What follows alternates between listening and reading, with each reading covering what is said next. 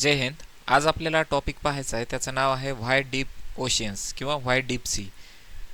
हा मुद्दा तुमच्या लक्षात आलाच असेल. आपण कशाबद्दल चर्चा करतोय? मानव बघा, आज आपण सगळं जग, आपण म्हणजे मी सगळ्या मानवासाठी कॉमन शब्द वापरतो, ठीक आहे. पूर्ण इथं जर पाहिलं तुम्ही तर पृथ्वीच्या बाहेर आपण पूर्ण स्पेसमध्ये जाऊन आलो, ठीक आहे. आणि आता आपला विषय चालू आहे समुद्रामध्ये जाण्याचा. तर त्यासाठी हे मत्स्य 600 काय आहे, त्यासोबतच आपल्याला ब्लू इकॉनॉमी म्हणजे नेमकं काय आहे, आणि यासोबत आणखी जर आपण पाहिलं तर ह्या सर्व गोष्टीचा परिणाम काय होणार आहे. आपल्याला रिअर अर्थ मटेरियल जे असतात, मेटल्स जे असतात, त्याबद्दल सुद्धा आपल्याला या व्हिडिओमध्ये माहिती घ्यायची. या सगळ्या गोष्टीचा मानवावरती काय इम्पॅक्ट होणार आहे हे सध्या आपण थोडंसं एकदा डिटेलमध्ये माहिती पाहूया. यासाठी भारताचं एक मिशन आहे ज्याचं नाव आहे समुद्रयान, ठीक आहे. समुद्रयान म्हणजे नेमकं काय बघा, जसं आपण माणसानं गगनयान पाठवले, भारतानं सॉरी, याच्यामध्ये आपण हे स्पेशली मिशन जर बघितलं तर हे भारतासाठीचं आहे, ठीक आहे. भारत किंवा आपल्या इंडियाचं आहे, ठीक आहे. हे लक्षात ठेवायचं आहे तुम्हाला. याच्यावरती परीक्षेमध्ये प्रश्नसुद्धा येतात की समुद्रयान मिशन कशासाठी भारतानं लॉन्च केलेलं आहे, ठीक आहे. जसं आपण गगनयान पाठवलेलं आहे स्पेस मिशनसाठी, बरोबर आहे, त्याचप्रमाणे समुद्रयान जे आहे हे ओशियनचं मिशन करायचं आहे. ओशियन म्हणजे कुठं करायचं आहे, तर हे भारताचं पहिलं मानवयुक्त डीप सी किंवा डीप ओशियनमध्ये मिशन आहे. यामध्ये काय करायचं आहे, तर माणसाला समुद्राच्या आतमध्ये पाठवायचं आहे. मग कुठं पाठवायचं आहे, तर बघा 3000 मीटर खोल समुद्र जो आहे, 3000 मीटर खोल समुद्र जे आहे त्या समुद्रामध्ये मानवाला पाठवायचे. मग तुम्ही म्हणताल की सर इतक्या खोल समुद्रामध्ये कशासाठी पाठवायचे, काय कारण आहे? तर याचं कारण आहे महासागरामध्ये जे खनिजं आहेत, जी जैवविविधता आहे, जे ऊर्जा स्रोत आहेत, त्यांचा अभ्यास करण्यासाठी आपल्याला काय करायचं आहे, तर मानवानं किंवा आपल्या भारतानं जे मिशन पाठवले त्याचं नाव आहे समुद्रयान. सध्या जगामध्ये पाहिलं तर प्रत्येक देश समुद्राच्या आतमध्ये जाण्याचा प्रयत्न करत आहे. प्रत्येक देश. याच्यामध्ये कोणते कोणते देश आहेत त्याबद्दल आता आपण चर्चा करू. तर आपल्या देशासाठी, भारतासाठी जर विचार केला तर हे समुद्रयान इतकं गरजेचं काय आहे, जर आपण पाहिलं तर सध्या आपल्याकडे बरेचसे बाकीचे प्रश्न आहेत. तर मग त्या प्रश्नांवरती सोडून आपण हे समुद्रयान मिशनवरती एवढा पैसा का खर्च करतोय? त्याचं कारण असं आहे बघा, समुद्राचा विचार केला तर पृथ्वीचा 71% भाग जो आहे तो पाण्यानं आपण व्यापलेला आहे, समुद्रानं व्यापलेला आहे. पण याचा जर विचार केला तर अभ्यास झालेला भाग फक्त 5% आहे. म्हणजे फक्त 5% असा भाग आहे ज्याबद्दल माणसाला पूर्ण माहिती आहे, ठीक आहे.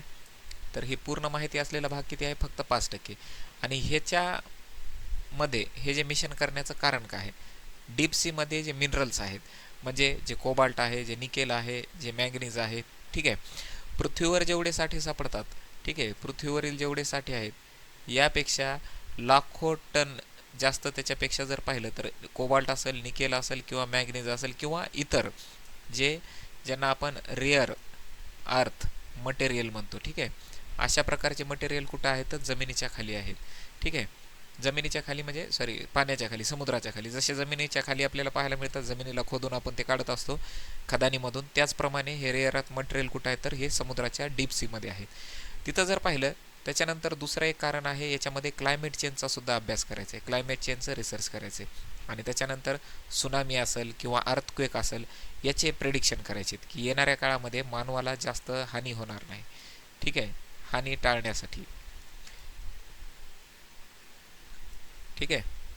आता पुढं बघा, आणखी एक गोष्ट पाहिलं तर स्ट्रॅटेजिक आणि डिफेन्स ॲडव्हान्टेजेस, ठीक आहे. म्हणजे समुद्राच्या आतमध्ये जे रस्ते असतात, ठीक आहे, समुद्राच्या आतमधून जे रोड आहेत की जिथून पाणबुड्या जातात, काय जाते, पाणबुड्यामध्ये स्पेशली जर बघितलं तर आता आपण इथे एक डायग्रामच्या माध्यमातून हे समजून घेण्याचा प्रयत्न करू, ठीक आहे. तर समुद्राचा हा बेड आहे, याला सी बेड म्हणतात, ठीक आहे. आता हा सी बेड आहे, तर सी बेडमध्ये असा रस्ता दिसते बघा, इथून पाणबुडी जाऊ शकते पण ती इथून नाही जाणार किंवा या भागातून नाही जाऊ शकणार. मग अशा वेळेला ह्या सी बेडचं मॅपिंग करणं गरजेचं आहे. आणि हे सी बेडचं मॅपिंग जे आहे हे स्ट्रॅटेजिकली इम्पॉर्टंट असते. त्यासाठी काय इथं इथं पॉईंट टाकलेला आहे, स्ट्रॅटेजिक आणि डिफेन्स ॲडव्हान्टेजेससाठी आपल्याला सी बेडला अभ्यास करणं गरजेचं आहे. फ्युचर वॉर्स हे जमिनीवरती नाही तर ओशियनमध्ये असणार आहेत. याचं कारण आहे, सगळ्या देशांनी आपापल्या ज्या पाणबुड्या असतील त्या पाणबुड्यांच्या माध्यमातून ते जमिनीच्या खालून किंवा पाण्याच्या खालून जे आहे क्षेपणास्त्रांना लॉन्च करू शकतात. त्यामुळे इथून पुढचे जे युद्ध असणार आहेत ते कसे असणार आहेत, तर जमिनीवर नाही तर पाण्यामध्ये असणार आहेत. मग समुद्रयान जो मिशन आहे, या मिशनमध्ये भारताचे जे घटक आहेत याबद्दल आपल्याला थोडीशी माहिती घ्यायची आहे, ठीक आहे. प्रमुख 3 घटक आहेत यामध्ये. मत्स्य 6000, नाव लक्षात ठेवा, मत्स्य 6000. हा जो डब्बा दिसायला बाजूला गोलवाला तुम्हाला, याचं नाव आहे मत्स्य 6000. हे जे आहे ह्युमन ऑक्युपाईड व्हेकल, याला HOV म्हणतात. याला काय म्हणतात? HOV, human occupied vehicle. यामध्ये 3 वैज्ञानिक बसू शकतात. भविष्यामध्ये जर तुम्हाला परीक्षेमध्ये इथून पुढच्या एखाद्या परीक्षेमध्ये मल्टीलायनरचा क्वेश्चन आला, मल्टीलायनर, की मत्स्य जे आहे या मत्स्यामध्ये किती लोक बसू शकतात, तर 3. ठीक आहे. दुसरं हे आहे HOV. HOV म्हणजे काय? ह्युमन ऑक्युपाईड व्हेकल आहे. त्यानंतर 3000 ते 6000 मीटर खोल जाण्याची याची क्षमता आहे. तर असं तुम्हाला मल्टीलायनरमध्ये हे प्रश्न येऊ शकते. त्यामुळे हे सगळे पॉईंट व्यवस्थित लक्षात ठेवा. आणखी जर बघितलं तर बघा, सबसी मायनिंग सिस्टम.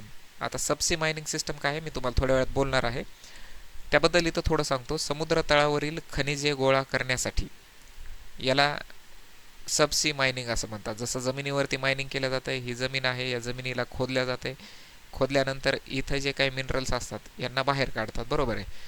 तर त्याचप्रमाणे हे काय करते, समुद्र तळाच्या वरील खनिजे जे आहे ते गोळा करण्यासाठी सब सी मायनिंग सिस्टम हे वापरले जाते. आणि त्याच्यानंतर आहे under water robotics and sensors.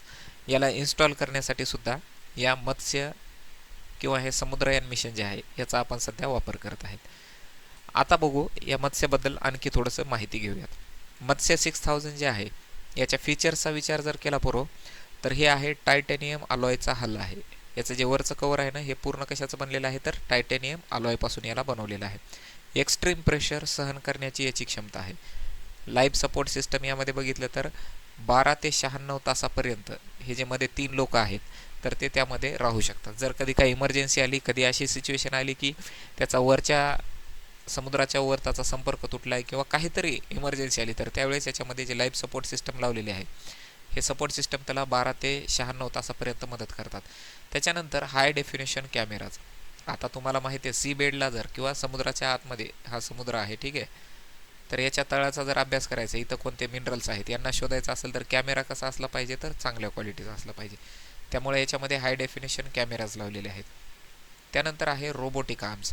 जर समजा इथं एखादा काहीतरी मिनरल सापडला आहे तर ह्याला उचलून आतमध्ये घेण्यासाठी, याला उचलून आतमध्ये एक कलेक्शन बॉक्स बनवलेला असते. या कलेक्शन बॉक्समध्ये टाकण्यासाठी आणि वर आणून त्याला पृथ्वीवर घेऊन त्याला जमिनीवर आणून त्याचा रिसर्च करण्यासाठी काय केलं जाते, तर हे रोबोटिक आर्म बनवलेले असतात. लक्षात आलं?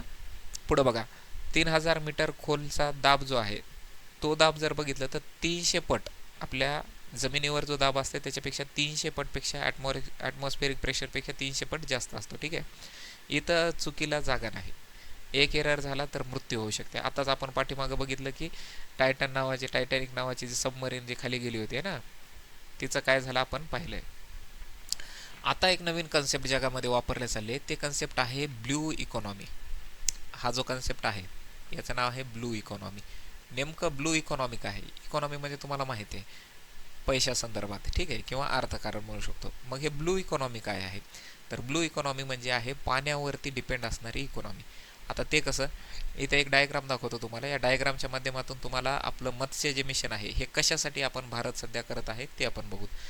बघा, इथं तुम्हाला पॉलीमेटॅलिक नोड्यूल जे आहेत, म्हणजे हे समुद्राचा तळ आहे, या तळावरती हे जे काही मिनरल्स दिसत आहेत, ह्या मिनरल्सला एका JCBच्या मदतीनं काय केलं जाते, तर जमिनीच्या एका जहाजीमध्ये आणल्या जाईल, बरोबर आहे. याप्रमाणे काय केलं चाललंय, तर ह्याला जमिनीच्या वरती आणल्या चालले.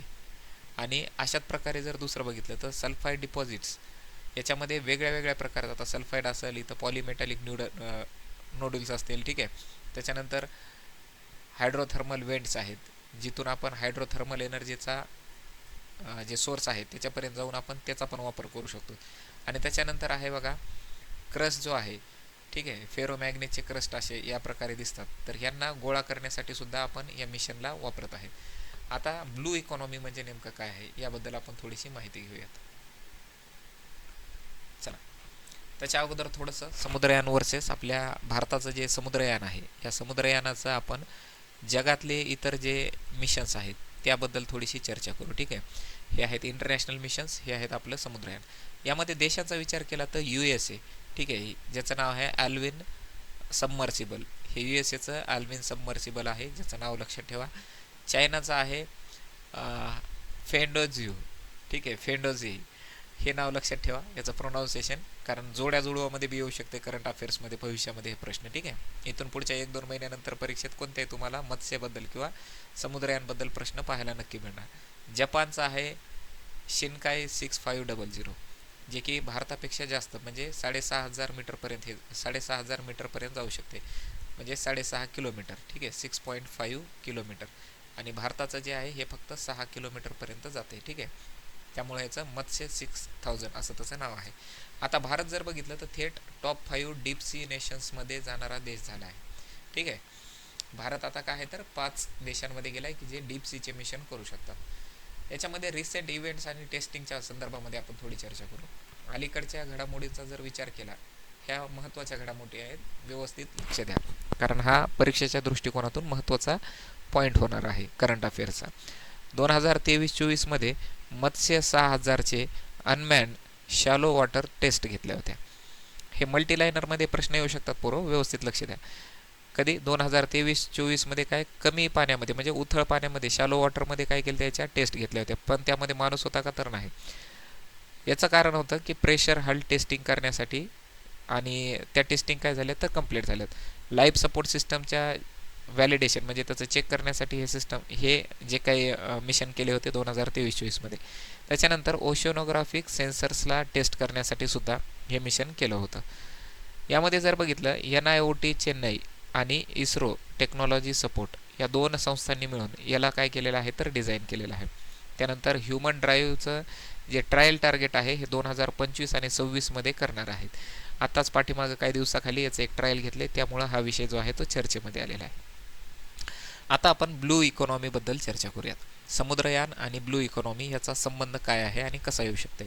ब्लू इकॉनॉमी म्हणजे बघा, समुद्राशी संबंधित अर्थव्यवस्था. समुद्राशी संबंधित अर्थव्यवस्था, याचे फायदे असे आहेत, यामध्ये रेअर अर्थचे मिनरल्स आहेत, जे की दुर्लभ धातू आहेत, जे की समुद्राच्या तळाशीच भेटतात, यांना मिळवणे. दुसरा आहे ऑफशोअरमध्ये जी एनर्जी आहे, ठीक आहे, समुद्राच्या लाटांपासून मिळणारी असेल किंवा मग टायडल एनर्जीपासून मिळणारी असेल, या ऑफशोअर एनर्जीला काय करायचं तर वापरायचं आहे ऊर्जा निर्मितीसाठी. त्याच्यानंतर आहे फिशरीज अँड बायोटेक. समुद्रामध्ये ज्या मासे असतील त्यांचा आपण खाद्यासाठी वापर करतात. त्याच्यानंतर बायोटेक म्हणजे इथल्या जे काही आपल्याला संसाधन आहे त्यांचा वापर करण्यासाठी सुद्धा या मिशनचा वापर केला जाते. आणि त्याच्यानंतर पाहिलं तर एम्प्लॉयमेंट जनरेशन याच्यामधून होऊ शकते. त्यामुळं जगामध्ये सध्या हा ब्लू इकॉनॉमी नावाचा जो कन्सेप्ट आहे हा सध्या सगळीकडे चर्चेचा विषय बनलेला आहे. येणाऱ्या काळामध्ये तुम्हाला या पॉईंटवरती आणखी प्रश्नसुद्धा परीक्षेमध्ये पाहायला मिळणार, कारण प्रश्नपरीक्षा तुम्ही जे पण तयारी करत असतात त्यांना एकच अपेक्षा असते की तुला जास्तीत जास्त माहिती किती आहे, तू अपडेटेड किती आहेस. आणि हे अपडेटेड तू असण्यासाठी तुला ह्या सगळ्या गोष्टी माहीत असणं गरजेचं आहे. भारताची अंदाज जर बघितलं तर भारताची ब्लू इकॉनॉमी जर पाहिलं तर 1 ट्रिलियन इतकं भारताकडे पोटेन्शियल आहे, पण आपण तितक्या लेवलला आणखी पोहोचलो नाहीत. बरं, आता ह्या सगळ्या गोष्टीचा जर विचार केला पोरं, हे समुद्रयान मिशन झालं, हे ब्लू इकॉनॉमी पाहिलं, तर याचा फायदे जर बघितले तर याचे तोटे पण असतात का नाही काय, ह्या तोट्यांसंदर्भात थोडीशी आपण चर्चा करू. आता ही एकदा फायदे बघू. ब्लू इकॉनॉमी म्हणजे काय, समुद्राशी संबंधित अर्थव्यवस्था आपण आताच पाहिलं. रेअर अर्थ मिनरल्स काढायचे आहेत, ऑफशोअर एनर्जी, फिशरीज, बायोटेक आणि एम्प्लॉयमेंट हे वापरायचे आपल्याला, बरोबर आहे. तर हे झालं आता याचे फायदे. आणि आता आपण थोडेसे याचे तोटे पण पाहूयात. तोट्यांचा आपण जास्त अभ्यास करणं गरजेचं आहे, कारण तू येणाऱ्या काळामध्ये ह्या देशाचं भविष्य आहे, तुम्ही देशाचं काय तर भविष्य, त्यामुळे तुम्हाला ह्या गोष्टी प्रत्येक माहीत असणं गरजेचं आहे. यासाठी एकदा स्ट्रॅटेजिक आणि डिफेन्स इम्पॉर्टन्स एकदा बघून घेऊ. फक्त डीप ओशियनमध्ये बघितलं तर सबमरीनला ट्रॅक करण्यासाठी ह्या मिशनचा फायदा होणार आहे. अंडर सी केबल प्रोटेक्शन, समुद्राच्या मधून, आता तुम्हाला माहीत आहे हे आपला भारत देश आहे, बरोबर आहे. भारतानं काय केले तर अंदमान निकोबार जे आयलंड आहेत यांच्यासोबत कम्युनिकेशन करण्यासाठी चेन्नईपासून तर ह्या अंदमान निकोबारपर्यंत 2500 किलोमीटर 2500 किलोमीटर लांबीचं काय केले आपण, त्यांना इंटरनेटचे केबल टाकलेले आहेत. तर असे जगामध्ये प्रत्येक समुद्रामध्ये काय असतात तर इंटरनेटचे केबल टाकलेले असतात त्यामध्ये, ठीक आहे. आता बघा, तर ह्यांच्या प्रोटेक्शनसाठी, यांच्या हे जे अंडर सी केबल आहेत यांच्या प्रोटेक्शनसाठी काय केलं जाते तर ह्या मिशनला वापरले चालले. त्यानंतर एनिमी सर्व्हिलन्स करण्यासाठी सुद्धा आपल्यासाठी स्ट्रॅटेजिक आणि डिफेन्सच्या इम्पॉर्टन्सनं हा मत्स्य जे आहे हे इम्पॉर्टंट असं अभियान चालणार आहे. चायनाचा डीप सी डॉमिनन्स सध्या वाढत आहे जगामध्ये, आणि समुद्रयान जे आहे हे स्ट्रॅटेजिक काउंटर करण्यासाठी भारत याच्याकडे पाहत आहे. आता बघा, या मिशनचा जर विचार केला तर याचे चॅलेंजेस काय काय आहेत. चॅलेंजेसचा विचार केला तर याच्या प्रमुख अडचणी बघितलं तर एक्स्ट्रीम प्रेशरमध्ये ही जी बॉडी आहे, हे जे हल आहे, याला हल म्हणतात, हे हल सर्वाईव्ह करेन का नाही हे महत्त्वाचं आहे. त्यानंतर झिरो विजिबिलिटी, तिथं कसल्याही प्रकारचं दिसत नाही. दुसरी गोष्ट, रेस्क्यू ऑलमोस्ट इम्पॉसिबल आहे. जर इथं काही एखादी अडचण झाली, घटना झाली, दुर्घटना झाली तर याचं रेस्क्यू होऊ शकत नाही. आणि टेक्नॉलॉजीचं प्रेसिजन, टेक्नॉलॉजीनं तेवढ्या प्रेशरमध्ये काम करणं गरजेचंच आहे. भारतानं HALनं, इस्रोनं स्पेसमध्ये खूप चांगली कामगिरी केली आणि यांनी त्यांचा अनुभव वापरून आता ह्या मत्स्यलासुद्धा डिझाईन केले, त्यामुळं तिथं पण त्यांनी ते चांगलीच कामगिरी केली असणार आहे नक्की. स्पेसपेक्षा ओशियनमध्ये जास्त धोका असतं, हा पॉईंट तुम्हाला लक्षात ठेवायचा आहे. तर हे तर झाले आपल्या बाकी सगळ्या गोष्टी आपण पाहिल्या. बरं, याचा सगळ्यात महत्त्वाचा धोका नेमका काय आहे. जर आपण मत्स्य पाहिलं किंवा हे जे आपण डीप सीचे मायनिंग करायलो, जमिनीवरती आपण मायनिंग केले, त्या मायनिंगसाठी आपण हजारो झाडं तोडलेत, लाखो झाडं तोडलेत आणि निसर्गाची वाट लावली. त्याचप्रमाणे आता जर बघितलं तर समुद्रामध्ये जर बघितलं तर हे इतके सुंदर असे आपल्याला हे जीव बघायला पाहायला मिळतात. यांना म्हणतात डीप सी मधले क्रिएचर्स, डीप सी मध्ये क्रिएचर्स म्हणतात. विचार कर ना, कसल्याही प्रकारचा सूर्यप्रकाश नाही, सूर्यप्रकाश आहे का तर नाही, आणि त्याच्यामध्ये पण हे जिवंत राहतात. म्हणजे हे जीव कसे आहेत तर साधे आहेत का नाही. मानवाच्या उत्क्रांतीपासून किंवा माणूस पृथ्वीवर पहिले जीव येण्याच्या अगोदरपासून हे जीव समुद्रात आहेत, बरोबर आहे. म्हणजे पृथ्वी म्हणजे जमिनीवरचे जीव आहेत, त्यांच्या अगोदरपासून हे जीव समुद्रामध्ये आहेत. हे तर हिला सी एंजल म्हणतात, ही किती सुंदर माशी आहे बघा ना. त्याच्यानंतर हे घोडा आहे, आणि असेच आपण बघितले तर हे असे वेगळ्या वेगळ्या प्रकारचे इतके सुंदर असे समुद्रामध्ये जीव आहेत. आणि हे जीव जे आहेत या समुद्रामध्ये जी मायनिंग केल्या चालली, ज्याला आपण काय म्हणतो सी मायनिंग, आणि ह्या सी मायनिंगचा सगळ्यात मोठा धोका ह्या जीवांना होणार आहे. आणि त्या धोका म्हणजे यांचे सगळ्यांचे काय होणार, मृत्यू होणार, हे लुप्त होणार आहेत, लुप्त होणार.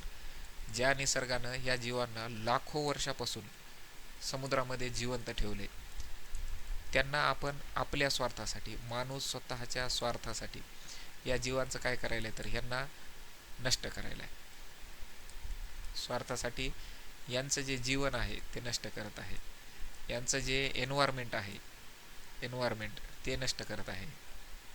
आणि जसं मानवानं पृथ्वीच्या वरची म्हणजेच जमिनीवरची जशी झाडं कापलेत आणि जमिनीवर जसा विध्वंस केलाय सगळ्या गोष्टीचा, ज्याचा आपल्याला आपण पाहिलं, ज्याचा आपल्याला परिणाम म्हणजे ग्लोबल वॉर्मिंग पाहायला मिळतंय, पृथ्वीचं तापमान वाढायले, या सगळ्या गोष्टी जशा आपल्याला पृथ्वीच्या वर पाहायला मिळतात, आता माणूस ह्या सगळ्या गोष्टी समुद्रामध्ये करायला सुरुवात करत आहे.